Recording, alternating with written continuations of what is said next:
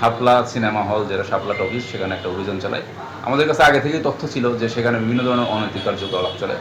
বিশেষ করে স্কুল কলেজের মেয়েরা বা ছেলেরা এখানে আসে এবং তারা বিভিন্ন রত থাকে। তা আজকে ঘটনার তথ্য পেয়ে আমরা সেখানে অভিযান চালাই এবং সেখানে আমরা দেখতে পাই যে হলের যে 3 তলা আছে, সেকেন্ড ফ্লোর, সেখানে ছোট ছোট রুম করে দেওয়া আছে এবং এই ছোট রুম করা আছে 8টা। এই রুমের ভাড়া নেওয়া হয় 600 টাকা করে এবং পুরো সিনেমার যে সময়টা, এই সময়টা তাদেরকে এই ছেলে মেয়েদের কাছে দিয়ে দেওয়া হয়।